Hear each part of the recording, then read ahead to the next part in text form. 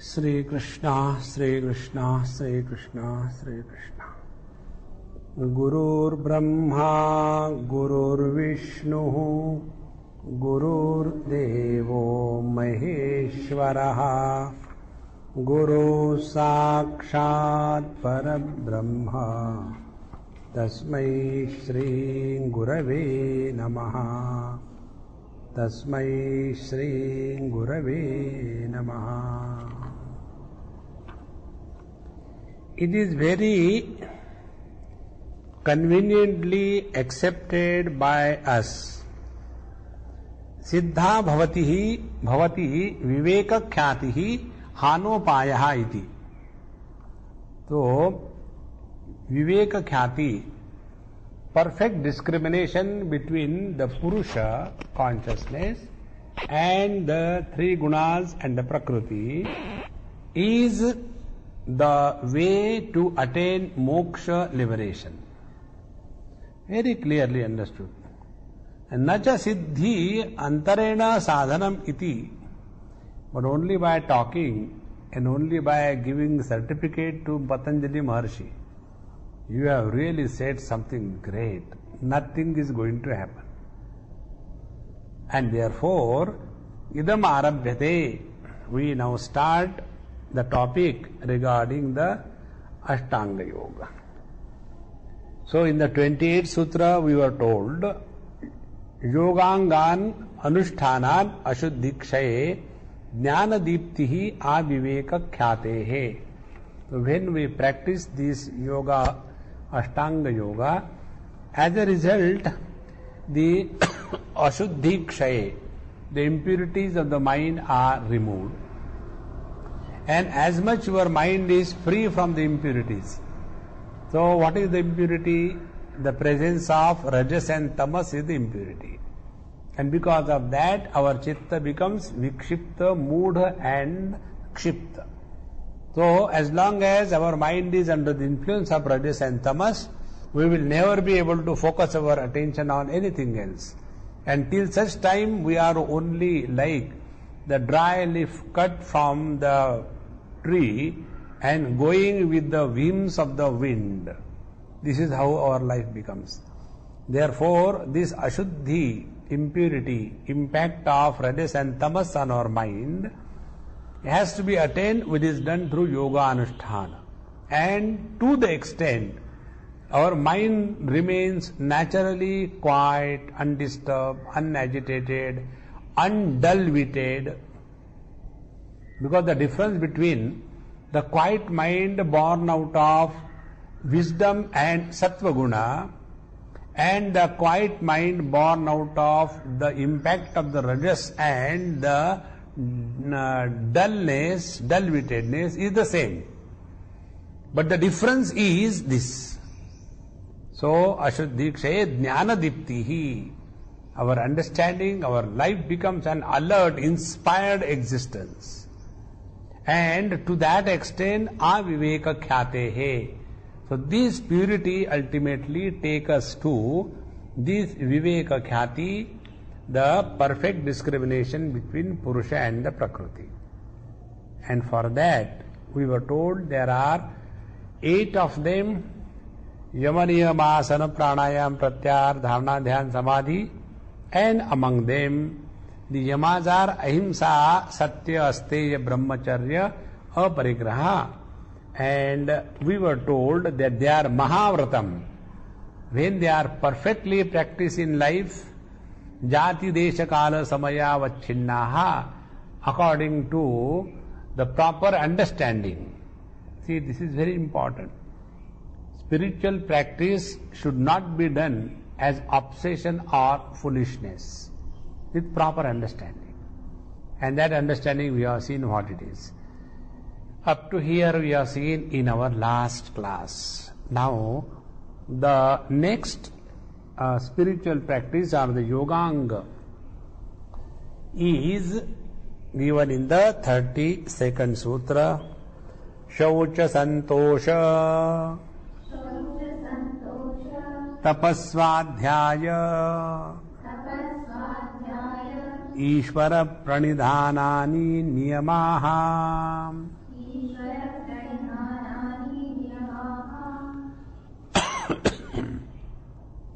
शौच संतोष तप स्वाध्याय ईश्वर प्रणिधान. So shaucha is purity, santosha is contentment, tapas is the readiness to go through the difficulties of life without complaining, and swadhyaya is pranavochara, chanting the Lord's name and study of scriptures, and Ishvara pranidhana, whole life is lived for the sake of the Lord. When these five things are called as niyama. Niyama means what? Yamas are imposed on under compulsion. Because like we have seen all the five of them, ahimsa. If you don't follow ahimsa, then people will come and kill you. So if you are following ahimsa, it is better to follow ahimsa than to lead a very bad kind of life. So you can find out the reason that in this world if you have to live, you should live good so that people will reciprocate. So that comes under some kind of compulsion. But when we are following these niyamas, they are self-imposed values and disciplines on oneself. Self-imposed. Now what is the difference between these two? Discipline imposed from outside and discipline imposed of one's own choice. Now for example, you all come here for the lectures of your own choice and therefore you are happy. Now there is no choice. And if anybody is suffering, so many lectures, now the legs are paining, 4-5 lectures, are we able to understand? Instead of that, if there are only 1 or 2 lectures and there are no in between long gaps, how nice it will be. If this complaining mind is constantly crying, then it is an imposed discipline. So niyamas are those which are self-imposed limitations and disciplines, and they are santosha, shaucha santosha, tapas, swadhyaya, ishvara, pranidhanani, niyamaha. Now, each one of them will take one by one. Tatra, among these 5 of them, shaucham. What is the meaning of shaucham? Suchehe pavitratayaha bhavaha iti. The sense of cleanliness is called like shauch. Like I told you probably last time, I went to one place, I won't name the place, and the family where I went, very educated. One brother, only 2 brothers of them and some, other family member, no parents, very sincere and dedicated, loving. One brother is an engineer, other brother is a doctor, and did their education in other countries. So the standard of cleanliness in other countries is far, far better than what we are in India. In India we have standard of dirtiness, not cleanliness.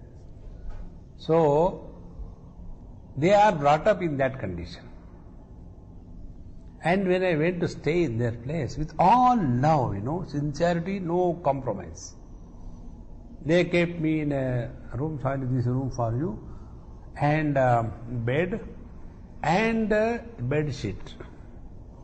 On that bed sheet, everything you can think of was plentifully available.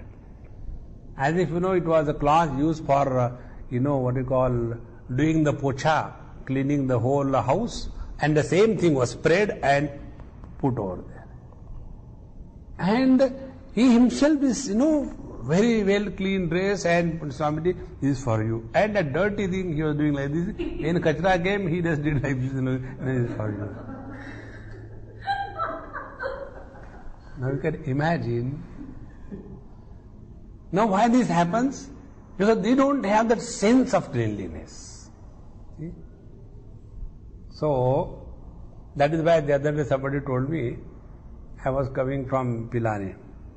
He said, you cannot travel in the public buses of Rajasthan. Because everything is so awful inside that you just can't continue. So, Shaucham, Pavitrata, purity, a sense of cleanliness. And this is of two types. Bahyascha antaramcha. External and internal. Now what is the external? Bhayam Shaucham, Mrujjaladi Janitam. Mrujjaladi Janitam means what? By using the cleaning agents.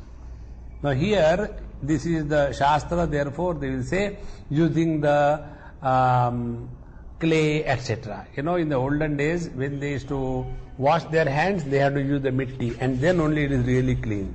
If you use the soap, then it is not considered as cleanliness. If you go now also in Bihar and UP, the most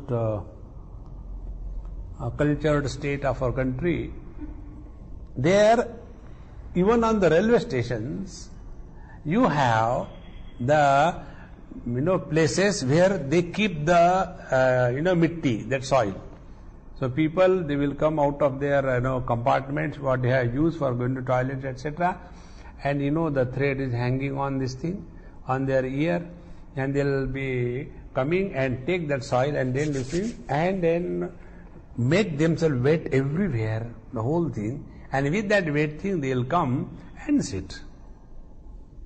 So, mrud, use of mitti or clay for cleaning. Now what we have to understand is, use any cleansing agents so that your external things are absolutely clean.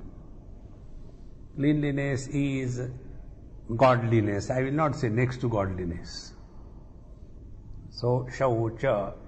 Now see what happens because of this shaucha. We will come across the siddhis which we get because of each of these 10 yama-niyamas. When we practice shaucha, you cannot be lazy. See? A clean person will never be a lazy person. Who is a lazy person?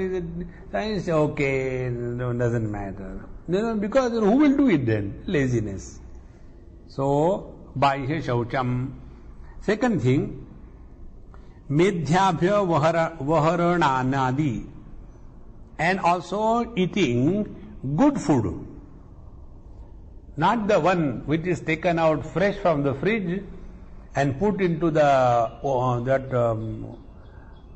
microwave and made a pindadan out of it and given to the person to eat.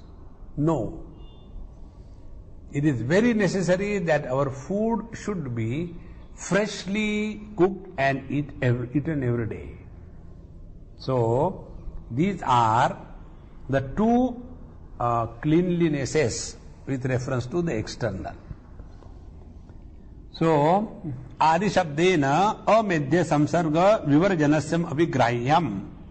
Therefore, it includes total washing, cleaning our body, our clothes, our surroundings, our everything. And so also food, etc. This is the Bhaya. Now, Abhyantaram, what is the inner cleanliness? Inner cleanliness is Chitta Malanam Akshalanam. Mala is impurity, Chitta is the mind. The washing and cleaning of the internal impurities. And what are the techniques? What is the soap for washing the mind? So we have already seen this thing. Maitra, Karuna, Mudita and Upeksha. 4 of them. Be friendly with good people. Then have compassion for the the unfortunate one, not hatred.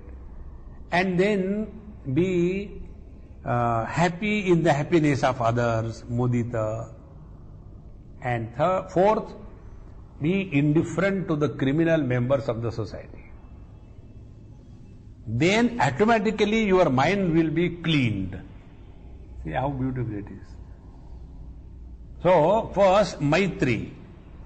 If you keep in the company of the good people, slowly, slowly that kind of mind is being created. And when you see, there was one person, where I read or seen, I don't remember. He was charged that he uses very bad language. He was a guard or something in railway from UP or Bihar somewhere, and he was charged, he uses very bad language in the offices and all that. He said, no, I never use a single bad word. So they decided to find out. So somebody was sent to his house, and his house, he was maintaining a parrot. And when the person went to their house, the parrot started all the abuses, abused Sahasranam. Because the parrot must be every day listening to all those abuses. So as is the company, so is our mind created. Therefore, these are the Maitri, Karuna, and Mudita and Upeksha. By this, the mind becomes clean. Therefore, Bhayabhyantaram Shaucham Dvidha Proktam Dvijottamaha Murgjalabhyam Bhaved Bhayam Manashuddhin Tathantaram. So these are the two purities, external and internal. And both of them, when they are combined together, what happens? This also we must think. It is not given here, but we can always think. External and internal purities together create a reverential attitude in the mind. When our mind is having reverence, then the earlier two things are transcended. Otherwise, we get obsessed. It is true, external and internal cleanliness is required.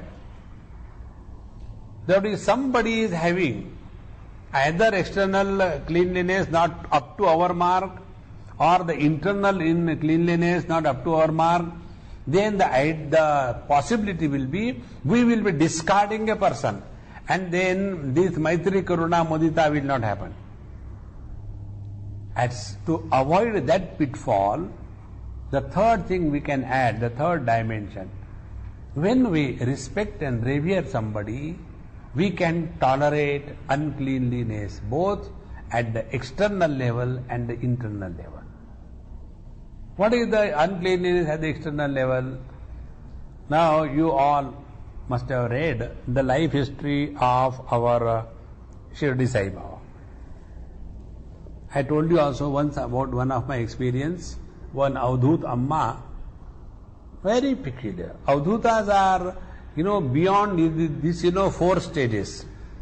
That is, Brahmachari, Grahastha, Vanaprastha, Sannyasi has gone already beyond that. Therefore, none of the rules are applicable to them.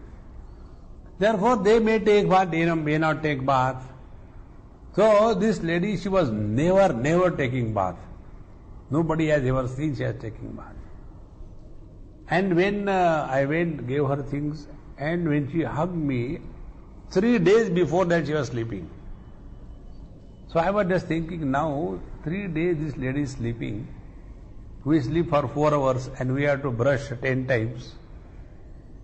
And when she was hugging and kissing, not even this much of bad smell anywhere coming. See? So they have already transcended the impact of Prakriti. We should not bring these rules and regulations when we are dealing with the saints and sages. This is what I want to tell. This is for us to practice, not to evaluate other people. So, when we have respect and reverence for them, then we come to know that these Bhaya Abhyantara Shuchi, this is okay at the KG1, KG2 classes. Now what is the internal impurity according to us? If somebody becomes angry, now anger is impurity. And if we label somebody as bad because of the anger, then we have not understood anything. Therefore, this shaucham should be understood so that we practice in life and we do not evaluate anybody in life. Now the second was santosh. Santosha tushtihi, contentment. And sannihita sadhanat, adhikasya anupaditsa. So, whatever things are required for living a good life, beyond that, the hunger to go and accumulating is not there. And therefore, yadruchha lava santushtaha nityamalam pumso bhavediti tam nishtham rishaya prahuhu santosham mukhalakshanam. So, this is yadruchalava santushtaha. So for the yogi, one has to practice this contentment. Now as we have seen, the practice of these Mahavratas, all the Yama Sadhana, keeping in view the correct understanding. Now for example, here we have seen these yamas, ahimsa, satya, asteya, brahmacharya, parigraha, and then we have seen jati desha kala samaya navachinnaha sarvabhuma mahavratam. There we have seen that killing the fish for the fisherman is ahimsa. One should very clearly understand. Similarly, if somebody is married, this has happened in some cases, when they don't understand. One young couple came, married hardly for not even 2-3 months, and they came. So that girl, she says, Swamiji, I want to talk to you something. I said, I know. What is the complaint? So she said, I want to talk before him. I said, yes, that's good, so that I am saved. Talk. And then they brought out that he is wanting to live the life like Ramakrishna Paramahamsa. He says, Swamiji, what is wrong in that? I said, behind a truck I have seen something written. Apni aukat pehchano. Find out your own capacity and ability. And second thing is, does she also want? When you get married, you have given up your choice of life. You have to only live a life with sharing values and ideals, not imposing yourself. If you wanted to live that type of life, why did you get married at all?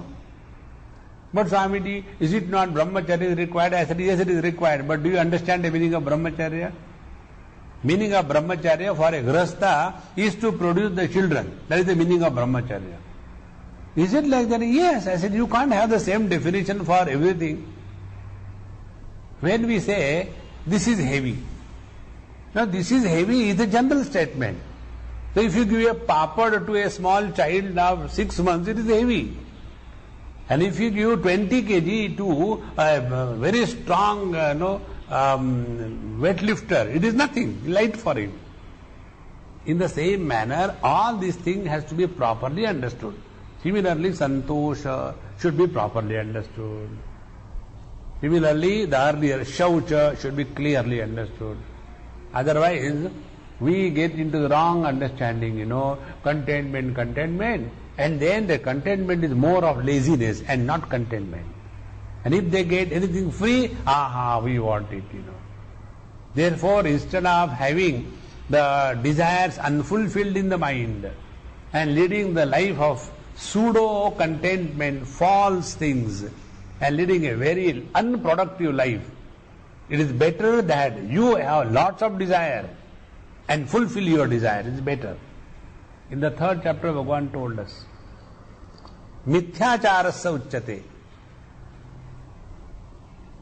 So, as long as we have the pressure of desire in our mind, it is better that we should clear them off, then the contentment will come. Otherwise not. And also we have to remember, this is meant for the yogis. Grahasthas are yogis after the Vanaprastha ashram. Till then they must produce wealth. They must look after the children. They must look after the wife. They must have everything. Therefore the santosh should not be mistaken. That's why I am giving you this in more exhaustive emphasis. And santosham mukhalaksharam. Now the next comes tapaha, tapasya, austerities.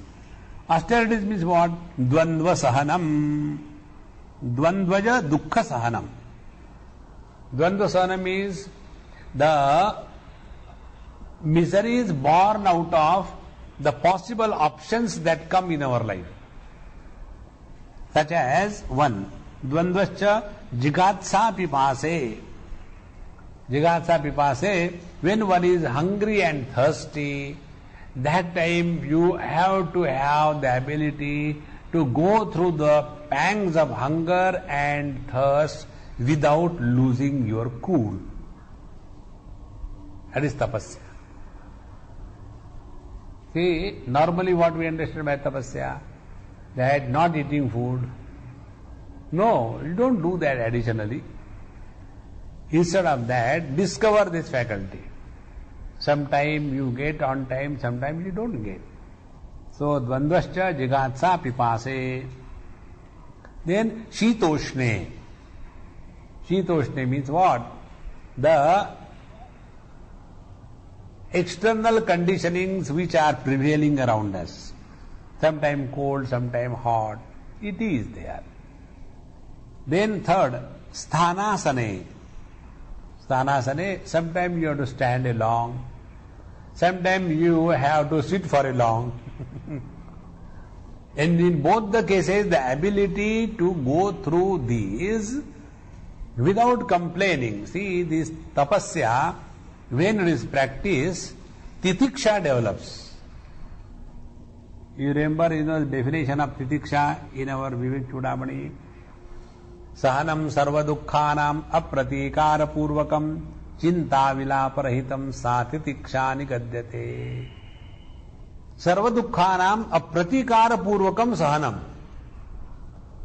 The ability and the readiness to go through all the problems of life without a reactionary attitude towards life and a pralapa vivarjitam. There are no complaints. There is no crying. There is not feeling all the way, I am so unlucky and you are so lucky. No. That ability is called as tapas. So, dvandva, jigatsa pipase, shitoshne. Then, third is sthanasane. Sthanancha asanancha iti. So, sometimes one has to stand for long, sometimes you have to sit for long, both the places. Now see, those who are not able to practice this, like, no, I can't sit for meditation for more than 2 minutes and give up. He will never be able to learn. So to make out of 2 minutes, 5 minutes, you require this tapasya. And then from 5 minutes to 10 minutes, you require a little more tapasya. So by this tapasya, slowly, we develop abilities and the faculties are opened up. This is the tapas. Now the fourth one is kashtha maunakara maune. There are two types of mauna, silence. One is kashtha mauna, second is akara mauna. Kashtha mauna means what? Not expressing anything from within, either by word or by action. Kashtamon.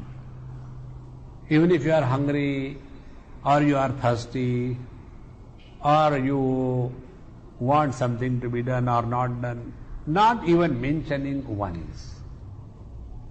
Kashtamon. And second is Akaramon. You don't talk with mouth, but you keep on writing. Arey, I want salt. Then it is called as Akaramon. So, Avachana Matram. Now, Yadyapi, this is another beautiful point written. Yadyapi Shitoshnadivat Paraspara Viruddham Bubutsa Pipasa Yoho Nasti Tathapi Mithunavad Eva Paribhashikam Dvandvata. So, like, Shita Ushna, heat and cold. Now, like, these are not the pairs of opposites such as hunger and thirst. And yet they are existing in the pair, therefore it is included. And both of them give the same kind of problem. So, these are the first type of tapas. Now the second is Krishna Vrata, Chandrayana Vrata and the Santapana Vrata. Now these are the different vratas which are taken by which we are able to invoke two aspects in our personality. Please remember, why we do tapasya is for two things. It is not mentioned here. Tapasya is done for two things. One, to discover the hidden potentiality in every one of us. We feel that we can't do. No, we can do. And when we have no self-confidence, we cannot go ahead. So what do? We decide to do, let us say, Ekadashi. The other day I went to somebody's house and there was another guest. I said, are you not taking food? No, today is my fast. So naturally, if you have got fast, you will not take food. Then I said, Amma, at least give me, I don't have fast. He said, Swamiji, he can eat, but he wanted to eat later. I said, why, some special food or what? He said, no, he doesn't eat chapati. The fast for the North Indian is not eating chapati. The fast for the South Indian is not eating rice. Rest of the things left and right. See? So, when I decided to have fast, I start feeling so hungry. I don't think I can continue. But you hold on, don't give up. And then, once that, attack of hunger goes away, then it no more disturbs you.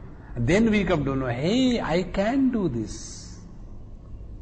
So the purpose of tapasya is to discover our own possible potentialities. And for that, we have to go through the difficulties. That is one purpose of tapasya. Second purpose of tapasya is, we have many wrong notions about everything in this world. One of the wrong notion is, we cannot exist without certain things or certain beings. Two things. Like, in this Chaturmas, 4 months, rainy season, it is normally expected that the people do not eat, forget about non-vegetarian, even the garlic and onion. Now normally what is the tradition in the houses? That whenever cooking means what? First of all, without even thinking, you go and take out half a kilogram or 1 kilogram of onion and then start cutting, tack. And then take a lot of garlic and start cutting. And if you are a Punjabi, take a lot of tomatoes and start cutting. And then only the cooking begins. Now in this Chaturmas, we are asked to reject this. Onion, garlic. Then how to cook? Without that we can't cook. So we have fixed notions that without these things, the food will never become tasty. And once you start doing it under the disguise of tapasya, discipline, then we come to know, hey, it is possible. It is not impossible. Like, the other day one family came and I was preparing my tea. I said, you will take tea? Swamiji, I will prepare. I said, no, you don't spoil my kitchen. Let me do myself. Because they are using kitchen means making the whole thing in a mess and then leave for me to clean the whole thing. No, I prepare at my home. I said, this is not your home, this is my home. I will prepare tea. Then I prepare tea. Now my tea doesn't have milk. And, but Swamiji, without milk, how do you prepare tea? And you are not adding, that adrak, and you are not adding, that ilaichi, cardamom, and you don't have the dal, chini, patti, and all that. I said, I am preparing tea. I am not preparing any kind of kheer. Gujarati tea has got everything except tea. They have got special masala, tea masala. So, then I prepared tea and gave. I said, hey, now taste and see how you like it or not, or throw it away. And, oh, such a lovely tea we have never taken. I said, all the ingredients that you have told, they are nowhere near. How it is possible? I said, is it done or not? See.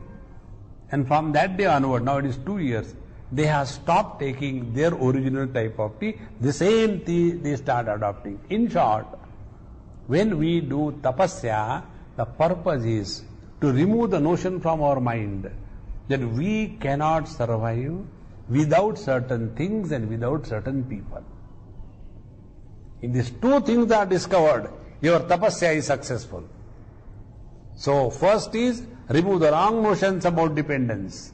And second thing, discover your inner capacity, inner strength. We can. For that tapasya is done.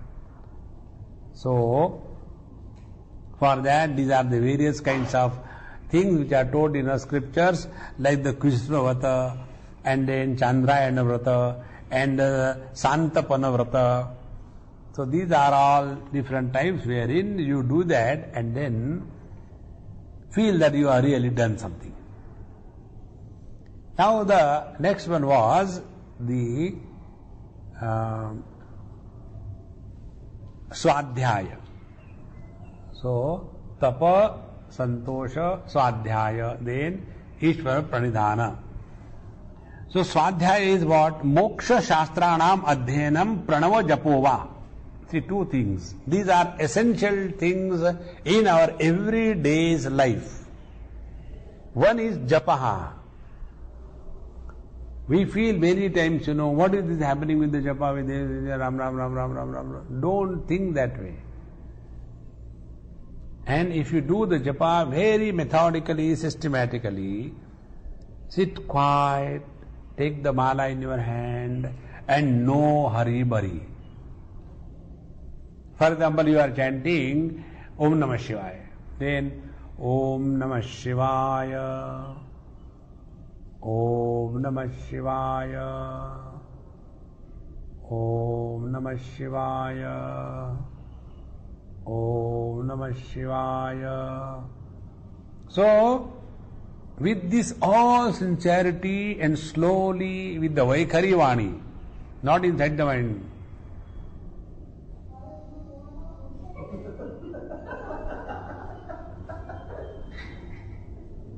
That is not the japa. So, we do it slowly, every word utter sincerely. Doesn't matter.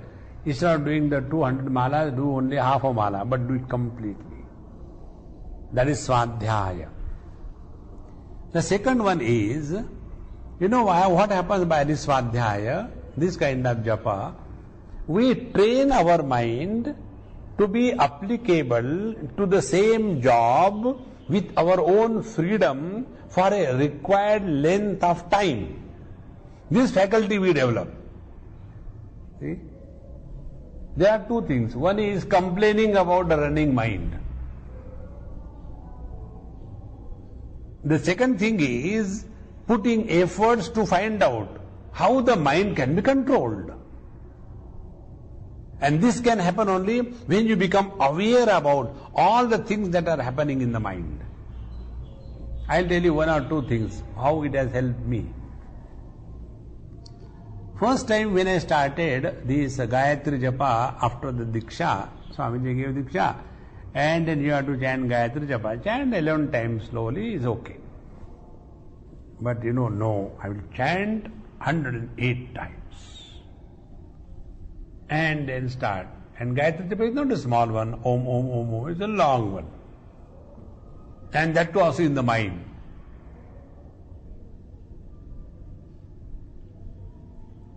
Now when I started in this manner, one full mala, the mind which has never chanted one time in his whole life was directly given to chant for the whole mala. And then what happens? The mind is worse than the windows. It will keep on opening 100 windows. First you start, Om Bhurvu Swaha Tasyaturvarenyam, बच्चों को school में ले जाना है, today the driver has come or not. One window open. And then again you start the second one. Om Bhurvu Swaha Tasyaturvarenyam. I have told that fellow to come for lunch today or tomorrow, I don't know. I think tomorrow it is better. Today I am very busy. Second window open. And by the time you complete 5, 6, 7 times, there are so many windows open that you are only in the windows. Nowhere inside your house. See? And this is what I have suffered for not a day or 2, 6 months. And there is nobody to tell, all these things. They say, Nane, do it, sincerely karo. What sincerely karo? Mind is running here and there. Then I decided, I said, no more chanting of Gayatri Mantra, forget about it. And then I stopped for 6 months, no Gayatri, no nothing. And then that old habit of the mind to run away, because the mind understood, oh Gayatri, chalo. It will start running here and there, otherwise it is normal. You must have seen this happens when you sit on the seat of meditation, then the mind becomes inspired. Otherwise it is okay. So then after 6 months again I started. And then I started not for 108 times. Only 11 times is to chant, not in the mind, loudly. So sit quiet, keep the Lord in front of you, and after the bath, and then start. Om Bhurbhuva Swaha Tat Saviturvarenyam Bhargo Devasya Dhimahi Dhiyo Yo Na Prachodayata. 1. Om Bhurbhuva Swaha Tat Saviturvarenyam Bhargo Devasya Dhimahi Dhiyo Yo Na Prachodayata. 2. With the slow speed, chant. And when you practice it for quite some time, then we understand what is the meaning of control of mind. Then we understand what is the meaning of the single-pointedness of the mind.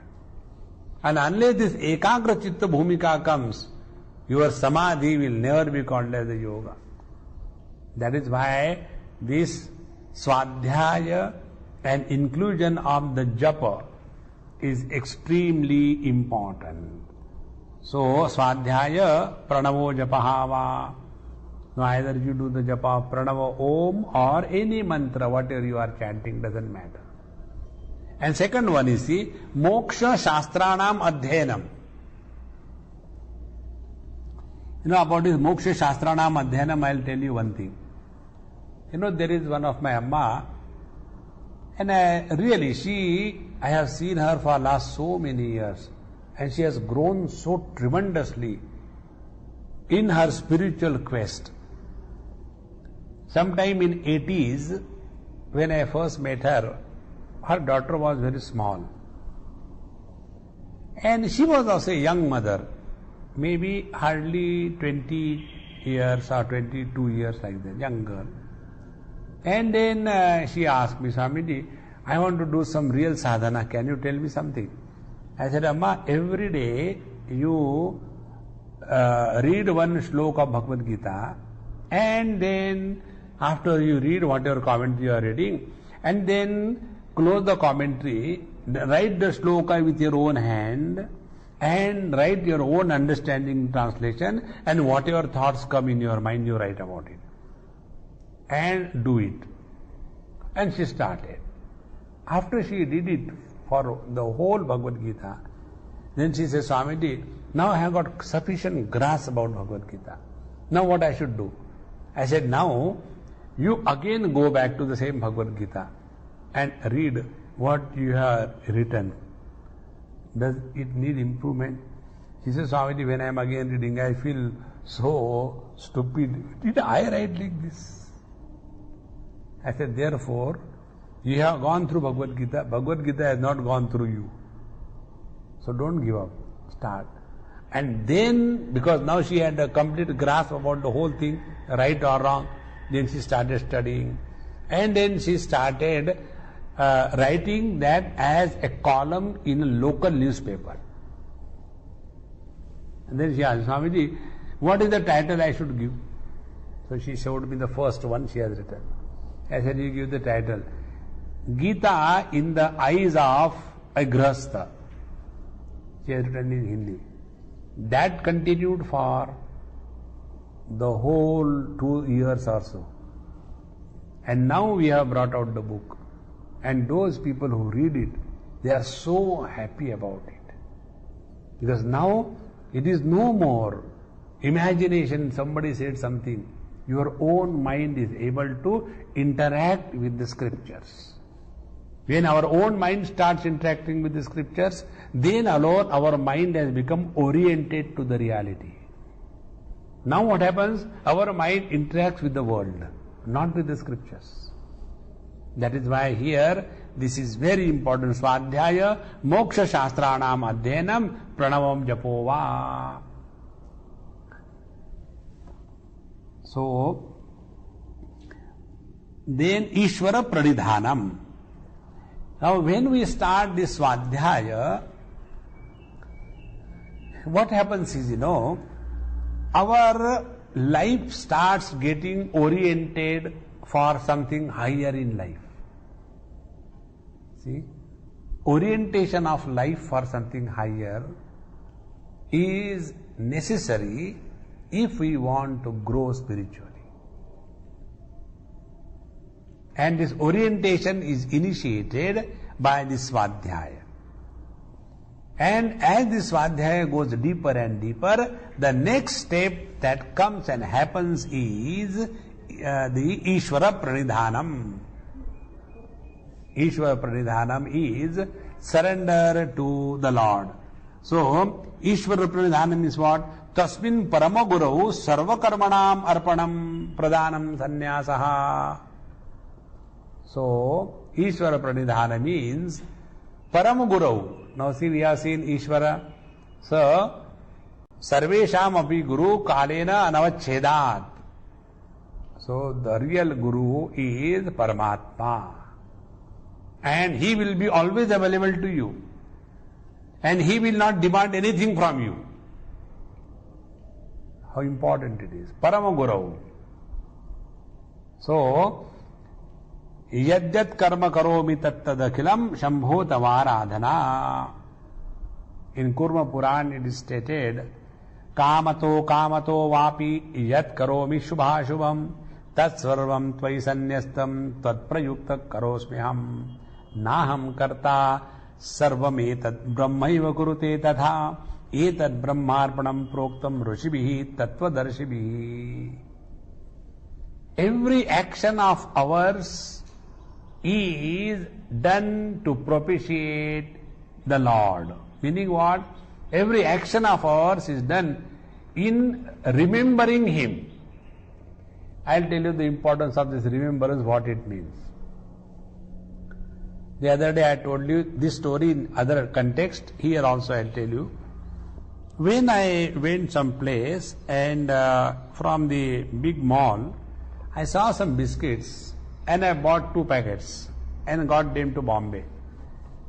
And it so happened by God's grace that same evening that old man came to meet me. So it was handy, right? Till it was not given to anybody. My bag was also not open. So I took it, I said, "Hey Kaka, this is for you." And he was so happy, so touched. Not because biscuits, but you remembered me when you went there all the way. See? When every karma, every action of ours is reminding us of the Lord, then it is called as Ishvara Pranidhanam. Now what it means? The second, shade of this spiritual practice. That whenever we do something as an offering to the Lord, what will happen? It will never be a second grade performance. Isn't it? Suppose we have to use the cloth for wiping the gods after giving them bath. So will we use the same cloth which we have used for wiping the floor? No. It will be the unique unused cloth by anybody for any purpose. If we are offering the food as naivedya to the Lord, it won't be from the fridge and then put into the microwave and then put the God also in the microwave. Dono garam hoke kha lena. No. It is fresh, untouched, unused thing. Meaning, whenever every action of ours is as an offering to the Lord, automatically our all life becomes an embodiment of purification. See? Because more than what we do, what is important is how we do and for whom we do. Now see, take an example. During the freedom struggle, when the freedom fighters were blowing the railway bridges, killing the government officials, that was considered as an act of patriotic lifestyle. Now act remains the same. Now if the same act is done, it is considered as terrorism. Why difference? Because attitude behind action is more important than action itself. Therefore, Ishvara Arpana, he is changing our attitude behind action. And we change our attitude behind action at 3 levels. First level, before we do any action. Are we doing any action as a reaction? Most of us react, act very less. Second thing, are our actions considered as a burden on our own life? And third, are we considering ourselves to be extremely fortunate? Because of this fortune, we are able to get involved in these kinds of activities. Now see the 3 kinds of attitudes before you begin any karma. And if our attitude is that, why I do only do everything, nobody does, then you are carrying a burden on your mind. Such a person is never doing Ishvara Arpana. Similarly, if we are doing this only as a duty, anyway, this is my duty to finish the job. Duty orientation is a burdened life. Never do anything in life as a fulfillment of duty. Nobody in this world has ever become happy by fulfilling the duties. Then the third attitude is, yad yat karma karomi tat tad akhilam shambho tavaradhana. So when the duty orientation is converted into devotion orientation, then alone our attitude behind the karma before we do the karma has undergone the required creative change. Now the second thing, our attitude change with reference to the time when the karma is done. So after the karma is done. So after the karma is done, what is the attitude? Attitude is, I have done so much, I must get this much. So our calculated, predefined expectation of results from all the actions that we have done. And if this attitude is changed, because whatever best could have been done is done, now whatever comes to us is only not because of the effects of my own karma or the efforts, but it is because of the grace of the Lord. Now here there is another very important principle. You know, those who are karma oriented, they always have this kind of expression. For example, if they happen to go to some temple or they happen to meet some Mahatma, they have this notion that I don't know what punya I have done last life, that I have a fortune to be with you. Meaning, the company of the saints and sages is the result of karma phala. No. See? The company of the saints and sages is not the result of karma phala. Then it is the grace of the Lord. And once we take all that is happening in our life as a grace of the Lord, our attitude has completely changed toward the karma after the karma is done. See what a difference it makes. Ishvararpana or Ishvara Pranidhanam. And that is why, according to the Bhakti Siddhanta, they do not give any importance to the Karma Siddhanta. They say, no, we don't accept, we reject it totally. And that is the best way, I tell you. When you accept the Karma Siddhanta, you get caught up into cause and effect. And this cause and effect is the bondage. So, when we accept this Ishvara Pranidhana, the principle of devotion, what is the principle of devotion? Everything is happening because of God's grace. So, if we are human being according to the Karma Siddhanta, because the sin and the merits have become approximately equal. If we are the animals, according to Karma Siddhanta, our only Bhoga Yoni and the sins are being worked out. If we are in the Deva Yoni, higher worlds, then according to Karma Siddhanta, our merits have earned us the place in the heavens, etc. But according to the Siddhanta, the principle of devotion, whether I am born as an animal or as a human being or as the gods, it is His will and His grace alone. Now see, when something is received as His grace, what is received is not important. That's how important it is. Like, you know, many times, you know, people, the other day, I went somewhere. I think somewhere, I think our Madhya Pradesh, and lecture was all over, and I don't have that collecting, you know, Guru Dakshina and all that thing. So I said, don't keep that, not required.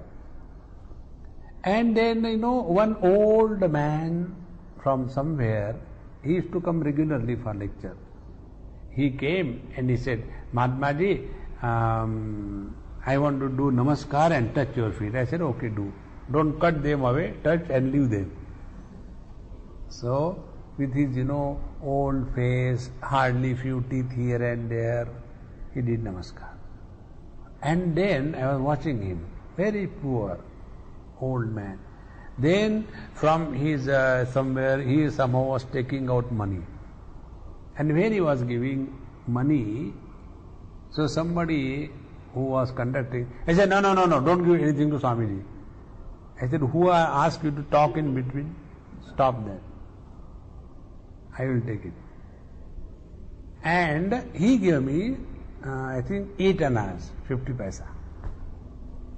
So I took it and gave it in my pocket. And then we went somewhere for food and all that. Then that man whom I had scolded, said, you don't come in, you manage your business. He said, Swamiji, I also wanted to give you something, but I was thinking how to give you because, you are told this thing, that thing. I said, look here, you may give me 50,000 rupees. It has no comparison with that 50 paisa. You know that? Very, very important. Because the attitude behind changes everything in life. What was his attitude? He has felt that the best thing in my life has come to me in the form of the satsang, and the best thing I can offer is this. It was never a calculation. And although they announced no thing, yet he came and gave, old man. And naturally, when somebody gives you out of sheer love, all your rules and regulations are stopped. If this is understood, then whatever we get in our life, whether a plant life, animal life, human life, or the godly life, or the health or the diseases, friends or the enemies, when everything is accepted as the divine grace, then what comes is not important. Who has given is important. See? This is what is called as Ishvara Pranidhanam, Sarva Karmanam Arpanam Sannyasa. In this manner, this शय्यासनस्थोपि पतिव्रजन् वा स्वस्थः परिक्षीण वितर्कजालः संसार बीज क्षयमाणं नित्यमुक्तः अमृत भोगभागी इति उक्तम. Here Bhagavan Vedavyasa has quoted this verse from this Vishnu Puran. शय्यासनस्तोथ पथिव्रजन् वा स्वस्थः परीक्षीण वितर्कजालः संसार बीज क्षयमीक्षमाणः स्या नित्यमुक्तम् अमृत भोगभागी. So he who is swastha, abiding in his own self, and shayya asanastha pathi vrajanva, whether he is sitting in his own place or sleeping or walking or whatever is, but if he is abiding in his own self, then parikshina vitarka jalaha. Now he has no more options or thoughts, this way or that way. No, the only one way, the Lord and nothing else. For him, samsara bija kshayam ikshamanaha. For him there is no samsara bija. For the devotee, the cause of the world is not avidya. See, we have seen in our this Patanjali Yoga Darshan, Jagat, Avyakta, then Mahat-tattva, then Asmita, then the Pancha Tanmatras, then the Pancha Mahabhutas, and then the Ekadasha Jnanendriyas. How much complication? For the devotee, everything is Lord's. Where is the question of ignorance? Where is the question of avidya? That is why it is extremely necessary that after the karma is done, when the attitude of devotion is taken up by us, you will never be frustrated in life. This is what is called as prasad buddhi. Prasade sarva dukkhanam hani rasyopajayate. Prasada buddhi means what? When we receive prasad, that time what happens? First, we feel blessed that we got the prasad. Second, we do not evaluate the prasad. उसको ज्यादा दिया, हमको कम दिया. Whatever we get, we go ahead. Third thing, we don't want to improve upon the prasad. Do we say that, this sprouted moong and this thing you have given in the Devi's prasad, will you please give little bit of achar and pyaj and tadka? No. This is written as it is. And importantly, fourth, it is never rejected. So when this attitude towards karma, after the karma is done, is maintained, this is what is called as Ishvara Pranidhanam. So, change in attitude before the karma is done, change in attitude after the karma is done. Now the third one, change in attitude while the karma is being done.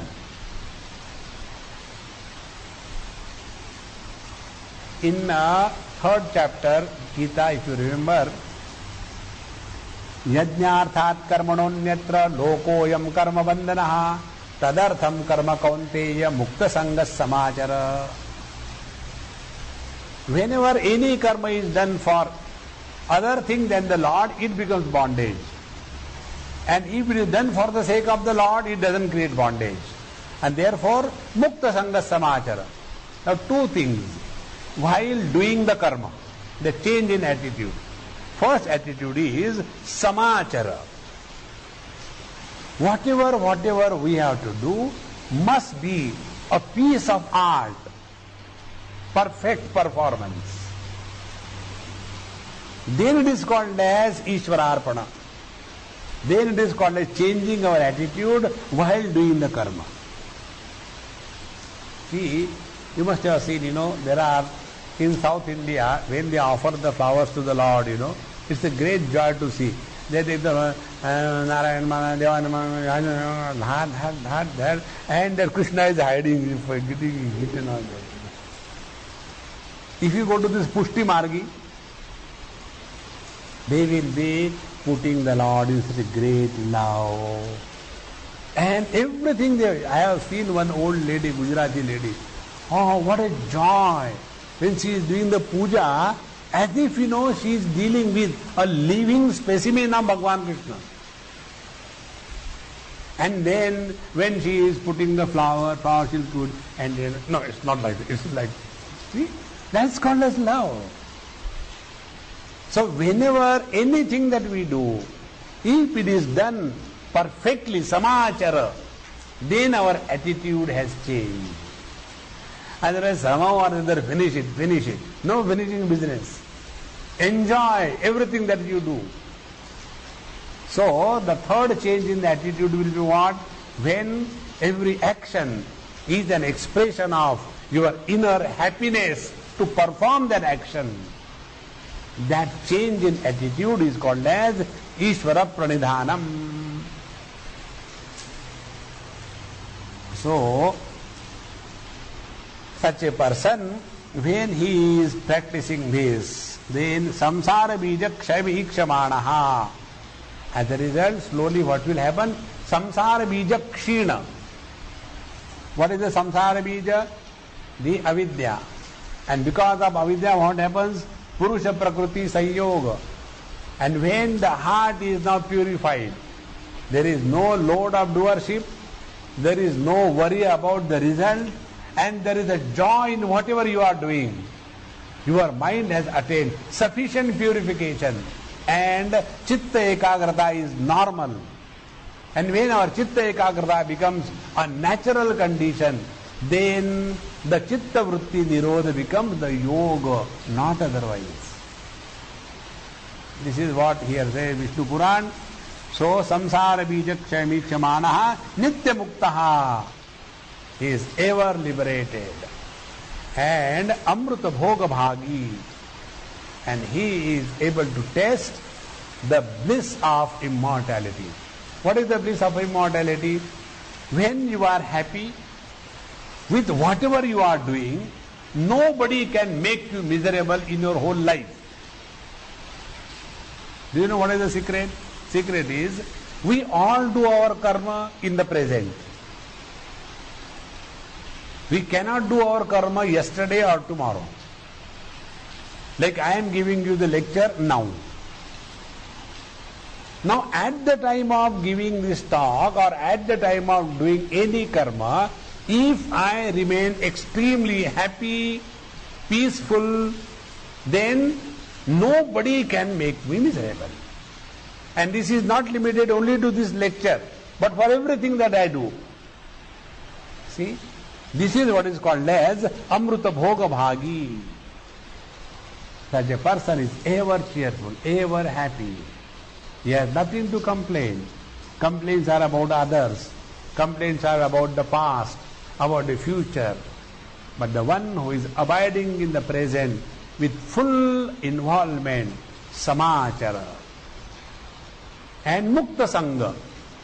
And when we are practicing this, one has to be very clear that we are not carrying the load of our good life on our head, because of which we compare other people as bad and holier than thou. That attitude develops. No.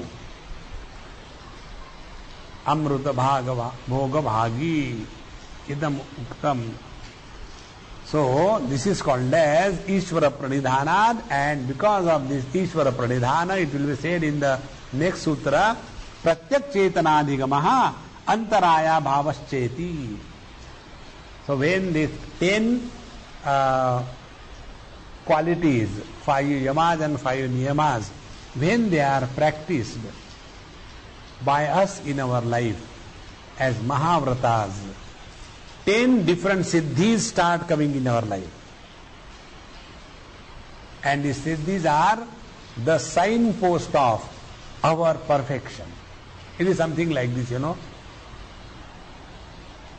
Once a lady was scolded by me under compulsion. She has to write Bhagavad Gita in Sanskrit. No, I am a Tamilian, I have never written. I can write only in Tamil. I said, I am not giving you an option or a choice. You have to do this, you have to do this. Because I was having the authority. Crying, and I said, you cry, it doesn't make, tears have never liquidated me. And then she started. With great difficulty, dharma, dha. And slowly, after 2-3 months. And you have to show me that. So every day one slok or 2 slokas. And when it started, so I used to say as if nothing has happened. And then one day I asked her in the class, I said, Amma, show me your, that thing. With great arrogance. Then I said, Amma, you see the first slok that you have written, and now after 2 months, whatever slok you are writing, now you see both of them. What is the difference? And now what do you feel about it? See? He said, it is pretty good. I said, it is not only pretty good. Don't you feel good inside? See how important it is. When you submit yourself to discipline, discipline is not meant for torturing us. It is meant for our evolution. This is what Ishvara Pranidhanat Pratyak Chetanadhigamaha. One is able to reach the absolute, and Antaraya Bhavascha iti. Then there will be no difficulties. Difficulties come in our life when we are not interested in life. Om Purnamadaha Purnamidam Purnaat Purnamudachyate Purnasya Purnamadaya Purnamevavashishyate. Om Shanti Shanti Shanti Harihi Om Sri Gurubhyo Namaha Harihi Om.